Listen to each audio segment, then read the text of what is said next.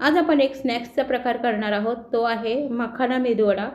ही recipe जितकी स्वादिष्ट, चविष्ट, रुचकर आहे तितकीच ती हेल्दीसुद्धा आहे, कारण मखाण्याचे फायदे सर्वांनाच माहीत आहेत।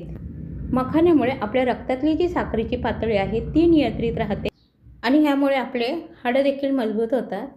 ते असे हे भरपूर फायद्यांनी उपयुक्त मखाण्याचा आपल्याला आहारात नक्कीच समावेश करायचा आहे। नमस्कार, मी ज्योती, आपले ज्योती पटेकर किचनमध्ये अगदी मनापासून स्वागत करीत आहे।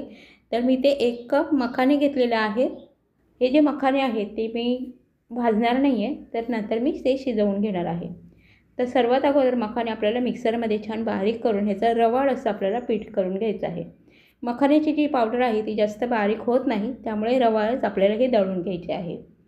आता काय करायचं, एका कढईमध्ये तेल घ्यायचं आणि त्यामध्ये आपल्याला मोहरीची फोडणी करायची आहे। त्यानंतर त्यामध्ये घालायचं आहे आपल्याला जिरे आणि जिरे छान तडतडले की त्यामध्ये 2 हिरव्या मिरच्या घालायच्या आहे। हे मिरच्यांचं प्रमाण तुम्ही तुमच्या आवडीनुसार कमी किंवा जास्तसुद्धा करू शकता।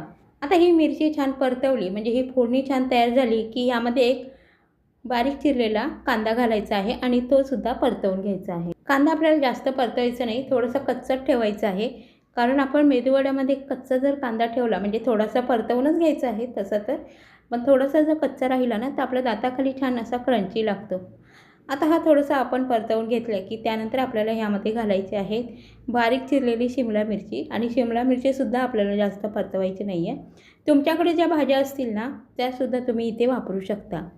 आता ही जी शिमला मिरची आहे ती अगदी पटकन शिजली जाते, त्यामुळे ही जास्तसुद्धा परतवायची नाही आहे, मिनिटच आपल्याला ही शिजवून घ्यायची आहे।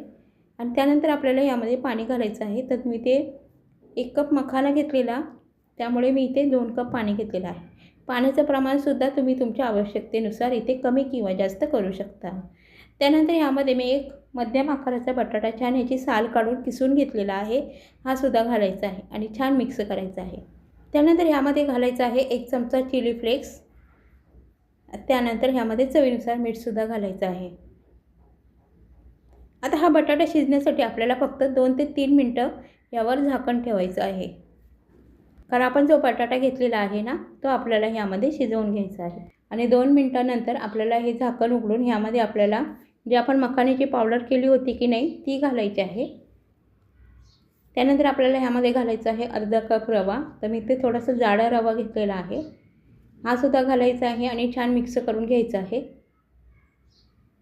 छान मिक्स झालं की आपल्याला पुन्हा यावर झाकण ठेवायचं आहे आणि 5 मिनिटांसाठी हा रवा आणि ही जी मखाण्याची पावडर आहे ती छान शिजवून घ्यायची आहे। 5 मिनिटानंतर झाकण उघडायचं आहे आणि ही जी मखाना आणि रवा आपण घातलेला आहे तो एकदा पुन्हा मिक्स करायचा आहे आणि गॅस बंद करून आपल्याला हे जे मिश्रण आहे ते एका बाउलमध्ये काढून घ्यायचं आहे। मखाना आणि रवा चांगला शिजलेला आहे। इथे आपलं मेदूवड्याचं जे मिश्रण आहे ते तयार झालेलं आहे। आता हे मिश्रण आपण एका बाउलमध्ये काढून हे पूर्ण थंड करायचं आहे आणि पूर्ण थंड झालं की आपल्याला मेदूवडे बनवून घ्यायचे आहेत। तर अर्धं मिश्रण मी एका बाउलमध्ये काढलेलं आहे आणि अर्धं जे आहे ना ते एका ट्रेमध्ये काढणार आहे। ह्याचे आपल्याला ट्रायंगल बनवून घ्यायचे आहेत। आता हे मिश्रण ह्यामध्ये पसरवून व्यवस्थित सेट करायचं, वरून पूर्ण प्लेन करायचं आणि 10 ते 15 मिनिटांसाठी फ्रीजमध्ये हे सेट होण्यासाठी ठेवायचं आहे। आता हे आपलं मिश्रण सेट होत आहे, तोपर्यंत आपण जे मखाण्याचं मिश्रण थंड झालं आहे ना त्याचे मेदूवडे बनवूया। आता हे बाउलमध्ये काढलेलं मिश्रण आहे ना ते पूर्ण थंड झालेलं आहे। आपण याचा गोळा घ्यायचा आहे, तुमच्या आवडीनुसार तुम्ही लहान किंवा मोठा असा गोळा घ्यायचा आणि ह्याला अशा पद्धतीने होल बनवून घ्यायचा आणि हाताने ह्याला छान असा आकार द्यायचा। पाण्याचा हात घ्यायचा, हाताला जर चिकटत असेल तर, आणि मेदूवडा छान बनवून घ्यायचा। तुम्हाला जर कटलेटचा शेप द्यायचा असेल म्हणजे पूर्ण गोल किंवा सिलेंडरचा शेप द्यायचा असेल तो सुद्धा तुम्ही देऊ शकता, परंतु मी इथे मेदूवड्याचा आकार दिलेला आहे। हे पहा, पाण्याचा थोडासा हात घ्यायचा आणि मेदूवडे जसे आपण बनवतो ना किंवा कटलेट बनवतो त्याप्रमाणे ह्या हातावर असे गोल गोल बनवून घ्यायचे। तर इथे सर्व असे आपण मेदूवडे बनवून घेतलेले आहेत। त्यानंतर आपण जो फ्रीजमध्ये ट्रे ठेवला होता ना सेट होण्यासाठी मिश्रण ठेवलं होतं त्याच्या आपल्याला हव्या त्या आकारात कट करून घ्यायचं आहे। तर मी छान हे जे मिश्रण आहे ते घट्ट झालेलं आहे आणि मी ते एका प्लेटमध्ये काढून ह्याला कट करून घेणार आहे।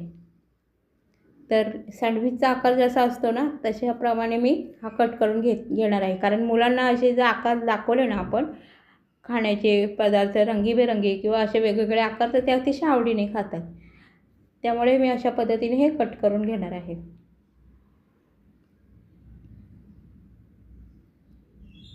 आता हे कट झाल्याच्या नंतर आपल्याला हे तळूनसुद्धा घ्यायचे आहे. तर त्यासाठी मी इथे तेल गरम करत ठेवलेलं आहे.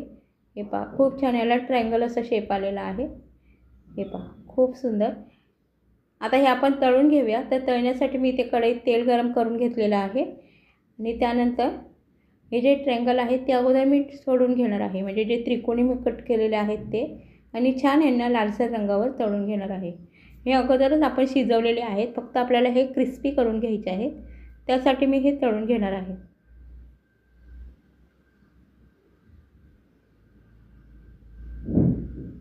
तर अगदी हे पटकन तळले जातात. जास्त वेळसुद्धा लागत नाही. पाहू शकता छान मी सोनेरी रंगावर हे तळून घेतलेले आहेत. आता आपण हे तेलामधून काढून घेऊया आणि त्यानंतर आपण जो मेदूवड्याचा शेप दिला होता ना त्यांना ते सुद्धा तळून घेऊयात.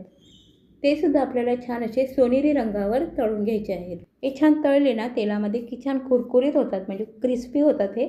त्यामुळे मुलांना खूप आवडतात हे. तर हा जो पदार्थ आहे तो तुम्ही स्नॅक्समध्ये सुद्धा खाऊ शकता, सकाळच्या नाश्त्यामध्ये सुद्धा खाऊ शकता किंवा लंच बॉक्समध्ये सुद्धा देऊ शकता. हिरवी चटणी किंवा खोबऱ्याची चटणी, टोमॅटो केचप, सॉस यासोबतसुद्धा छान लागतं. तर तुम्हीसुद्धा ही रेसिपी एकदा नक्की बनवून पहा आणि कमेंटमध्ये मला नक्की कळवा. ही रेसिपी जर आवडली असेल तर रेसिपीला लाईक करा, शेअर करा आणि चॅनलवर नवीन असाल तर चॅनलला सबस्क्राईब करायला विसरू नका. भेटूया अशाच एखाद्या नवीन रेसिपीसह. तोपर्यंत धन्यवाद.